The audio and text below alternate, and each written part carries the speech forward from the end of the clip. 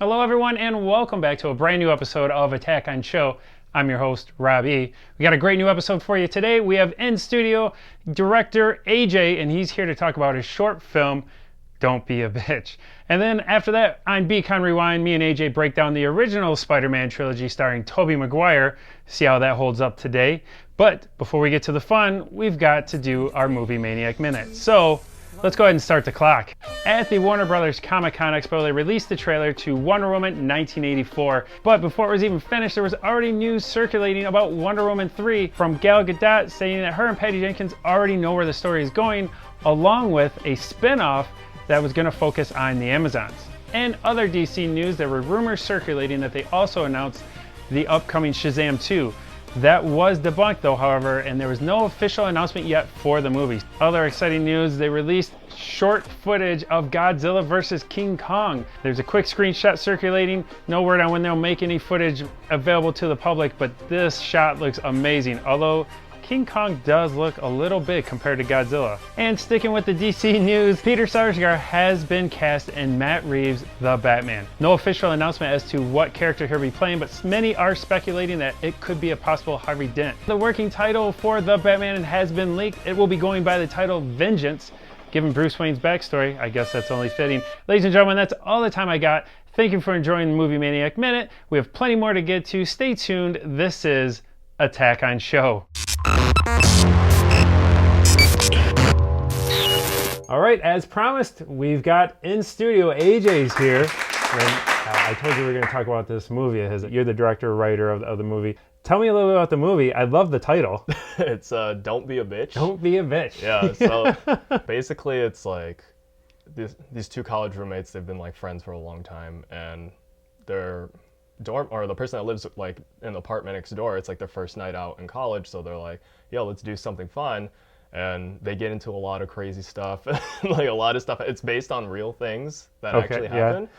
So all this stuff had happened like on it's like a combination of 2 nights in Ann Arbor that I had spent, like on 2 separate parts of the year, like one in November, one in April. So you combined it into a whole night. I was like, what can make the best story? And like, I had actually started writing it back in November when the first night happened. Okay. And just over time, I was like, oh wait, that could be good. And then just started throwing more stuff in there.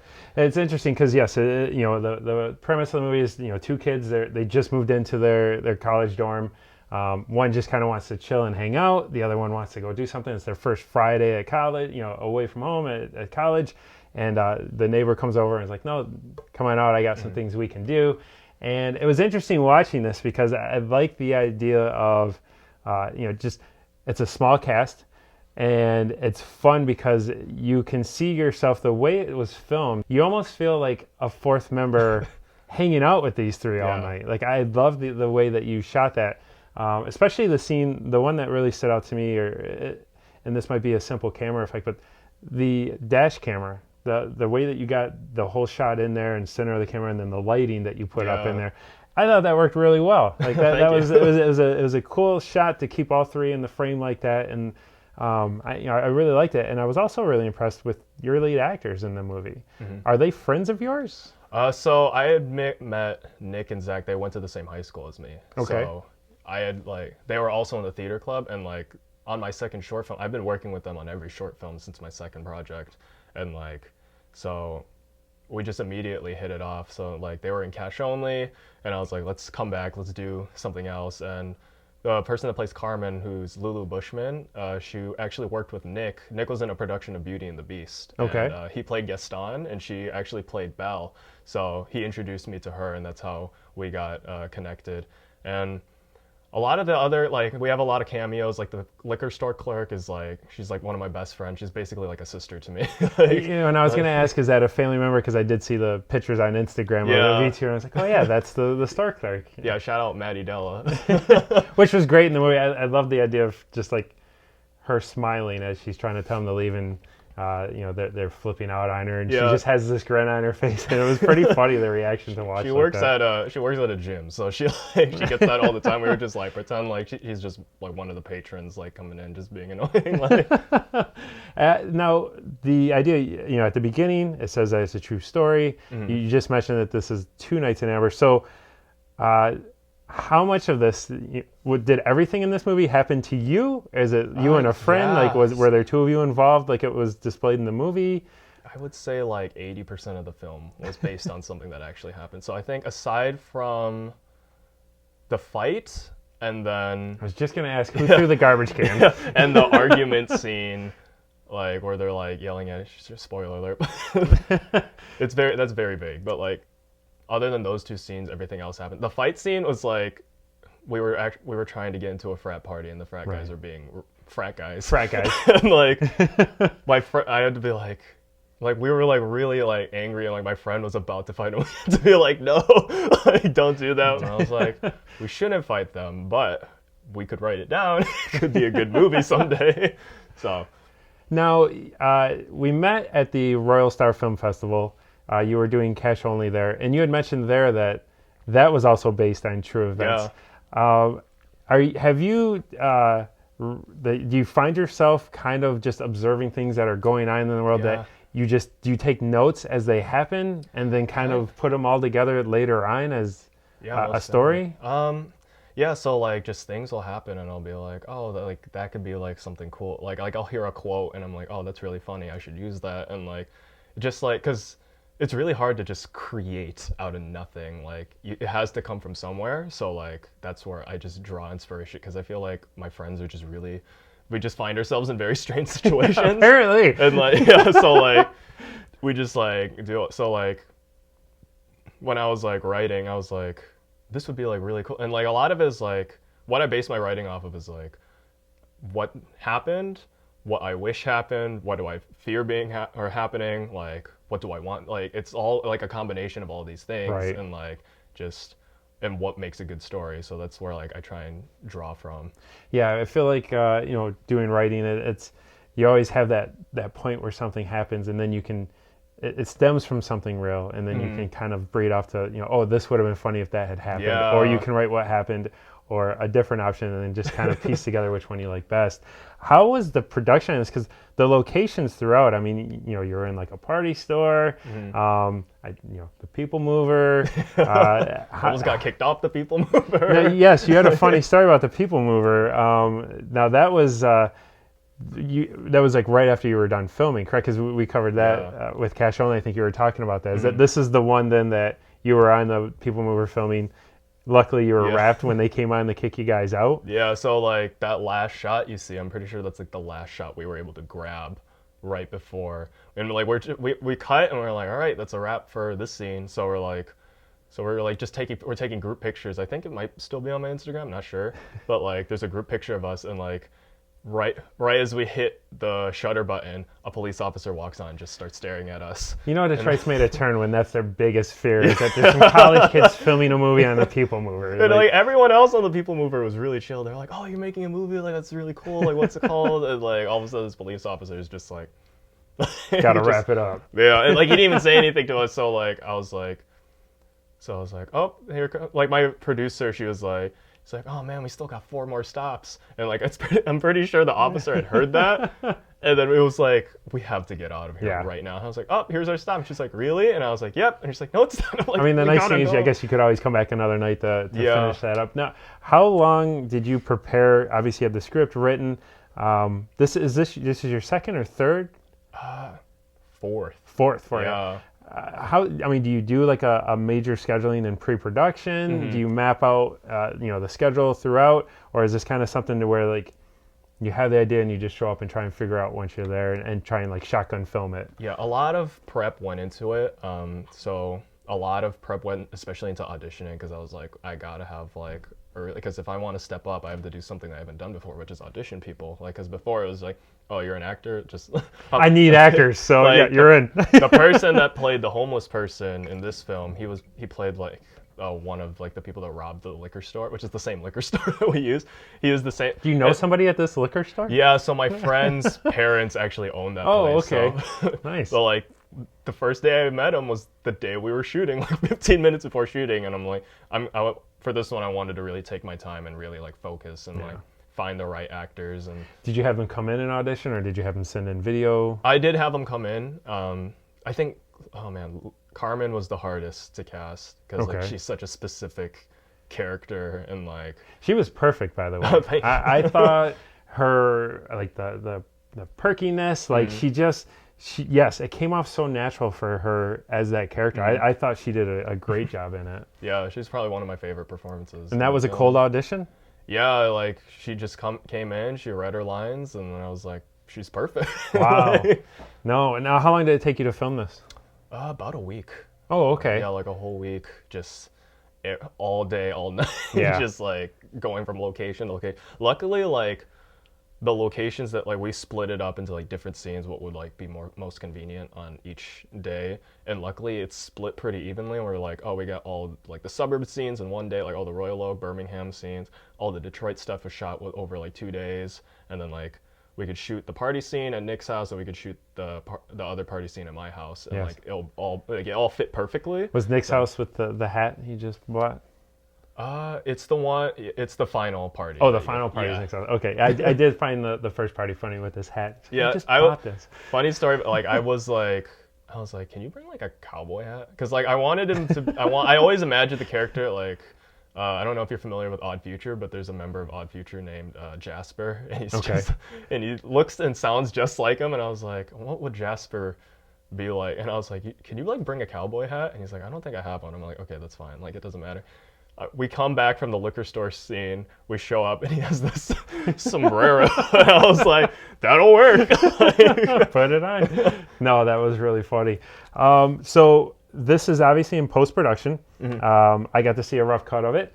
And I mean, that was pretty much the rough edit that you told me that the edit was there. It was just kind of some of the post-production, the sound, ADR.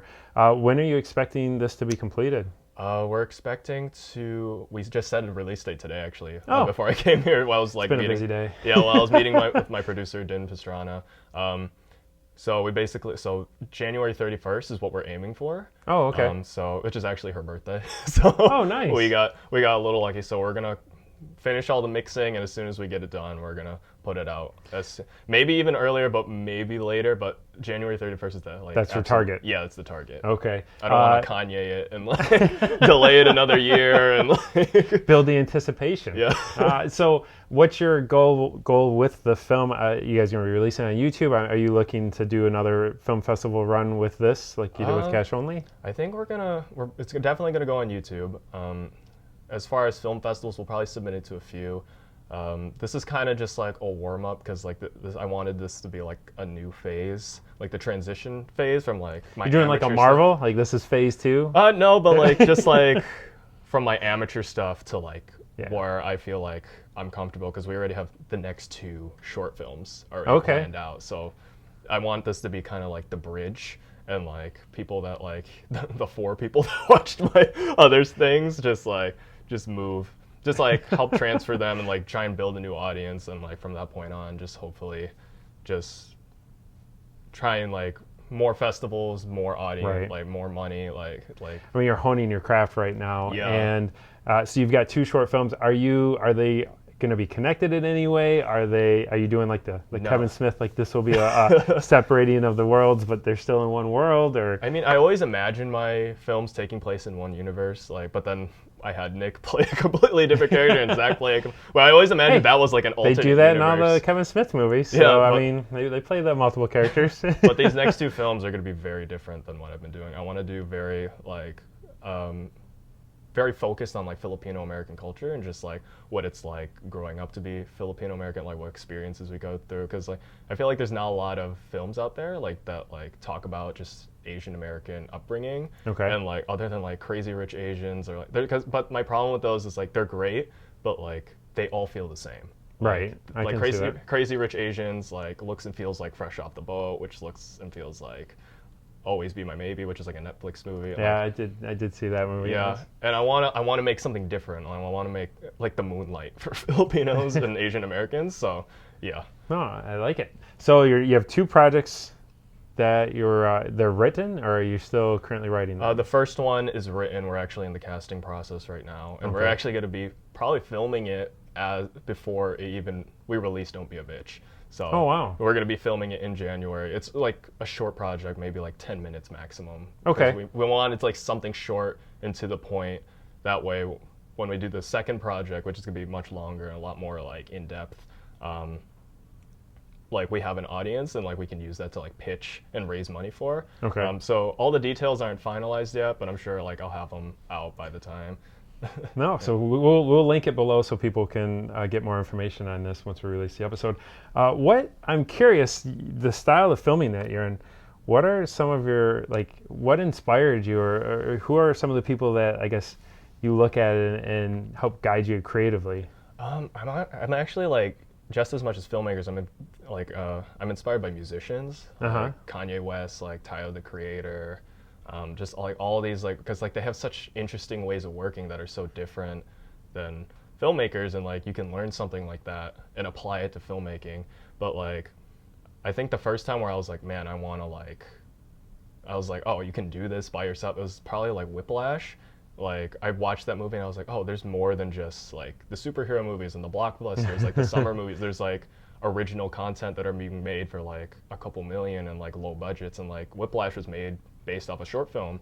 So like that was like really eye-opening, and it's like, oh, you can do this yourself. Right. Like you can market your own film, you can distribute your own film independently from the studio system. So yeah. No, it's interesting with the technology that's out there and available. I mean, it does make it so that you can create these projects on your own. Do you obviously you do the directing, do you do all the editing and the sound? I mean, are you like a jack of all trades right now in your projects? Before it was like all me, like, which is maybe why some of like the sound and like the color grading wasn't the best. But like now, like I have a much bigger team, so like I usually handle like writing, directing, and cinematography is like I'm usually in charge of that.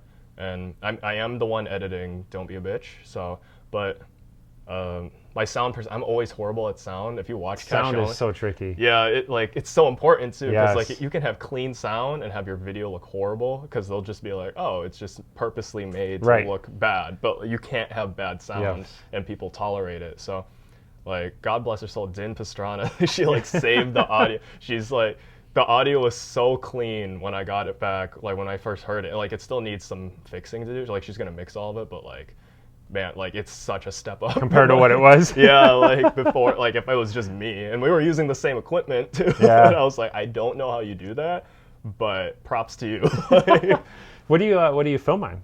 right now it's a Sony a6000. We're probably gonna upgrade that on the next 2 projects, but yeah. That's a solid camera. Yeah. Let alone upgrade. And like in color grading, I learned like even more like in the color grading process. So I was like, oh wow, this looks way better than I thought.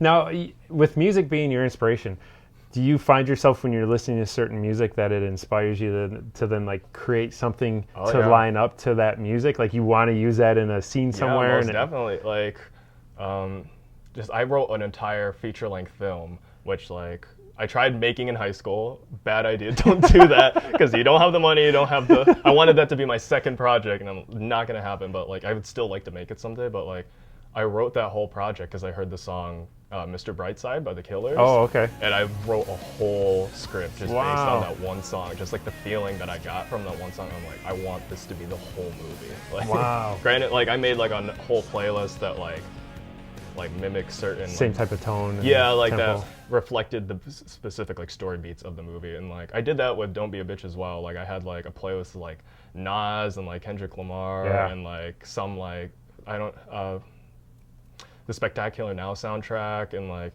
and like I always write to music, like because it guides me, and I'm like, because it reminds me like, oh, this is what the scene should feel like. Right. Yeah. And if you listen get the to mood it, to the music. Yes. Yeah, if you listen to it, you could feel the flow of the movie, and it's like easier to like. Yes, that's how I always used to write. Was the same way. Like I can, you hear a song and it just inspires me to say I want to create something to the song. Yeah. And there's a few directors. I mean, Tarantino has always talked about that, where he puts a song in and he just wants to make something to line up to it. So it's interesting. Like that helps guide you. How long have you been doing this? Like, is this did you just get into film? You just said you were in high school. Was that kind of the breaking point, or was this something that you as far as you can remember, you wanted to make movies?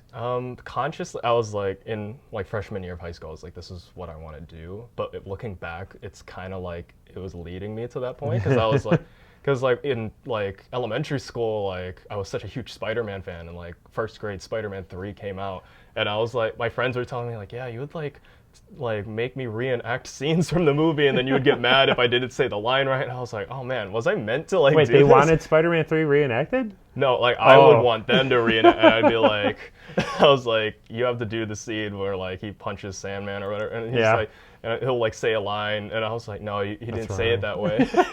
And like, yeah, just like looking back, I was like, it's kind of always, and I always like imagined scenes in my head, and just like, oh man, I wish that situation would go like this, like, and I would say this funny thing, and I'm like, oh wait, if I write it, then there's an outlet for it, and then you could still show it. It's like living vicariously through the art. No, and Spider-Man was always, I think, the colors, and that was just grab you at such a young age, and I think everybody went through that phase of like Spider-Man being their favorite superhero, and it definitely clicks. I'm excited for your future. I definitely, guys, we're going to link for Don't Be a Bitch below.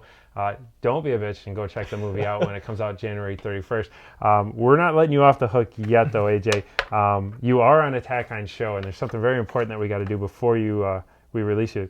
We have 5 questions to see if you achieve attacker status. Okay. So are you ready for this? I hope.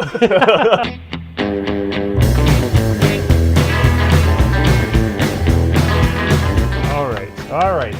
So we are back with 5 questions to achieve attacker status. So, AJ, I hope you're ready. All right. I want you to achieve this. You're not 21, but if you do get these questions right, you do get this awesome water glass, we're going to call it today, to take home with you. And I'll even give you a button, so since you're only going to put water in that. So, question number 1. Who was a better Spider-Man, Andrew Garfield or Nicholas Hammond? Do you know Nicholas Hammond? Yeah, I know. That's honestly still a tough one. I guess Andrew Garfield. You guess? Just because, like, I'm more attached to those movies than I am the old series. So that's right. That's correct. Andrew Garfield wins that one. So you're 1 for 1. All right. Moving on to number 2. What is a better time travel device? The TARDIS, which is the phone booth from Doctor Who, or Bill and Ted's phone booth? Oh, Bill and Ted. Yes, Bill and Ted. 2 for 2. Awesome. All right, you're flying through these. Number 3, this is one where we like to pick an original movie and a remake, and then you say which one you think is better. The original, in this case, being Ferngully, the animated movie a couple years ago. The remake being Avatar. I don't think I've seen the original Ferngully, but then I'm like, I'm not the biggest fan of Avatar either. No. You sure you're one of the few that... Have you seen it, though, at least? Yeah, I've seen it. Oh, okay. Like, I remember, like, being in theaters and watching that. I guess Avatar. You have to say Avatar. We'll give it to you. Avatar will take it. So 3 for 3. I think Ferngully was, like, one of the first, like, Robin Williams, he voiced over a character, and that was, like, one of the first ones he had done. It's a decent cartoon. Number 4. Which college house party would you rather go to? There's the Pit, which is the house from PCU, the Jeremy Piven movie. And then there's the Delta Tau Chai house from Animal House. This is a tough one because I think both houses would be fun. Let's do Animal House. Animal House? You can get Animal House. That takes it. Animal House, that have you seen it? No. No, you got to see Animal House, especially if you're going to be making movies about college parties. That's that gets you the experience needed. Number 5. What is a better Christmas movie? We're getting into the holiday season, so I thought we'd tie in some Christmas cheer here. What is a better Christmas movie? Die Hard or Batman Returns? I think Batman Returns is overrated. Really? Yeah, when I Not watched a Tim Burton fan, or? I mean, I liked the first one. I liked the Jack Nicholson Joker. I loved that movie. Yes. I just don't get Batman Returns. There's a lot of people that feel that way. Yeah, so Die Hard. Die Hard. You have to go with Die Hard. It's Bruce Willis. So that's 5 for 5. Congratulations. You're going to get yourself a glass. Sweet. I'll find you a button after this. So you have achieved detective status. Again, we're not letting you go yet. We are actually going to do a quick dive. Since you're a big fan of Spider-Man, we're going to take a look. We're going to Beacon Rewind to the original Tobey Mcguire Spider-Man Trilogy. So in this week's segment of Beacon Rewind, you're a big Spider-Man fan, and you actually were a fan of the Tobey Mcguire Spider-Man movies. And I think a lot of people, I think there's a generation now, especially with the Tom Holland craze, that haven't gone or haven't seen the original trilogy, as you would say. Directed by Sam Raimi. The first one came out in 2002, which I didn't realize was that long ago. With the new movies coming out, what is it that the Tobey Maguire Spider-Mans hold so high for you? I I don't. It's just like I'm just those. Like I grew up on those movies, and I feel like if I hadn't seen them, like I'd be a completely different person today. I'd probably be playing sports. So they changed you into like a superhero like fan, or just so in awe of movies, because like I remember when the Spider-Man 2 DVD came out, like I watched the movie and I was like, yeah, that's cool, but like I would watch the special features like religiously, just like watching like, oh, how did they do Doc Ock's arms, and like I was like, oh, they're like puppets, and like some of it's digital, and like just learning like how like filmmaking works from like an early age, just being obsessed with those movies. And like I remember those, like Spider-Man 3 was the first time where I was like, oh man, I'm really excited for this movie. Were you excited after? I mean, I was a kid, so like so you liked Spider-Man 3? I still like. I think people are mean. Really? I think people are too mean to that movie, because people like blame Sony for what had happened. But I'm like, I don't know if Sony told Tobey Mcguire to like dance in the jazz club. Like I think that was all Sam Raimi, and that could have still been in there. There is, and you can watch the progression from Spider-Man, the first one, to Part 3. That you're right, and I'm glad you picked on that. Is I feel like Sam Raimi should be the one to blame, and I love Sam Raimi. He's a Michigan native. Yeah. I love the Evil Dead movies. I loved him in Indian Summer, which nobody has seen that movie, so I will praise his acting in the movie. But you can tell from Spider-Man 1 to Spider-Man 2, you could tell Sam Raimi got a little more control, because Spider-Man was a huge success. And then when 2 came out, just when Doc Ock, gets revived and the arms, the way they're slinging through, it's very Evil Deadish. That's all Sam Raimi right there. He always tries to put some humor and a twisted humor into his movies. And then yes, by Part 3, it was almost like the studio just kind of washed their hands, and because they've made so much money, really trusted him. And I was not a fan at all of 3. I think 2 is done so good, and I loved the mix of special effects, because you could tell through Part 1 some of Spider-Man running around was very cartoony.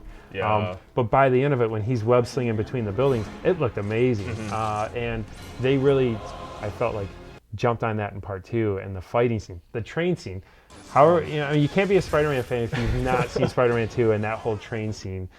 I honestly, Spider-Man 2 is probably one of my favorite movies, because it's almost like an indie drama, but with Spider-Man in it. It's like most of it is just him just going about his life, and like oh, he couldn't make it to Mary Jane's play, like his friendship with Harry is like, and it's like he's late to school all the time. Like it's an indie drama, and then Spider-Man shows up for like a few minutes. No, and you're right. That's why I love it so much. I think between that and the other Spider-Man creations that came out, that they did do a good job at showing you the struggles of Peter Parker, of not being able to have friends, not being able to make it to these real life events, always missing out and feeling alienated. I felt that the original trilogy did a better job at that. I think there's so much hype around 3 because I love the symbiote and the Venom storyline. I loved Spider-Man in the black costume, and the posters that were coming out. I was so excited for it. It looked so cool. I was so excited for them to dive into it. But like Topher Grace's performance as Venom, I had a really hard time buying it. Always finding reasons to tie Mary Jane into being in distress got kind of tiring. The highlight for me in 3 was Sandman's creation. I thought that looked amazing, the way it was so close on like a grain of sand and then spun around and zoomed out. That was amazing. I would be really excited to see a Spider-Verse live action movie with Garfield, Maguire, and Tom Holland involved. Marvel, do it. I don't know what you're waiting for. That would be amazing. You have Tom Holland back for like 2 more movies, is it? Like 2? I think so, yeah. Make it count. Just bring all these. It's going to be so good. I will write it for free. I promise. Like, it will be actually so good. Like, just to see all of them. And like, Andrew Garfield gets like another shot at it. Like, yes. Like, he's a talented actor. I don't think a lot of it was his fault. Like, I loved his portrayal as Spider-Man. I thought it was good. It was a different take. He wasn't quite the, outcast as, like I said, the Tobey Mcguire character. But his take on it, I thought he was he was better at being the smart aleck Spider-Man than what Tobey could pull off. I thought the sarcasm with the Amazing Spider-Man was on point to what I've always pictured Spider-Man. But Yeah, I would love to see it. And you got to think, like, the clock's ticking, because I don't know how Yeah. long, like, Tobey Mcguire is going to want to even suit back up as Yeah. Spider-Man. I guess you could go the animated route where he's the older Spider-Man. Yeah, that's what I kind of want, that, like, his universe is, like, a little bit older, and, like, he comes in to be, like, the mentor to, like, Right. Tom Holland. That would be so good. Like, No, and I think they definitely opened the door with the last Spider-Man movie with having Jameson in there being the same actor from the original trilogy. Mm-hmm. Marvel has come out saying, yes, that makes this all part of the universe. However, the Amazing Spider-Man, there was, I don't think, a tie-in. So yeah. that's really kind of the one out in limbo, whether or not it could tie in. But I would love to see it. But no, I think they are worth checking out. Yeah. Especially 1 and 2. Go ahead and see 3 to round them out. It doesn't hurt. They're usually popping on Netflix here and there. Yeah. They're not on Disney Plus yet. That's actually, the Spider-Man movies are what's missing from the Disney Plus lineup. All the animated Spider-Man series are on there. So fans are actually kind of upset to not see Spider-Man as part of it. And Sony has come out saying don't expect it on Disney Plus. So I imagine you have to keep your eyes out on Netflix if you want to watch these trilogies. So definitely, Be Kind, Rewind, go check out the original trilogy. And AJ, I gotta say thank you for stopping by Attack on Show Studios. This has been awesome. I'm excited to watch your future grow. I'm going to continue to watch your films. I'll do whatever I can to help bring it to the attackers out there. So make sure you stay tuned. Check out AJ's movies. Thank you for tuning in. Make sure you click like and subscribe below, because you're going to want to be updated on all this entertainment that we're bringing you. As always, I'm Robbie, and this is Attack on Show.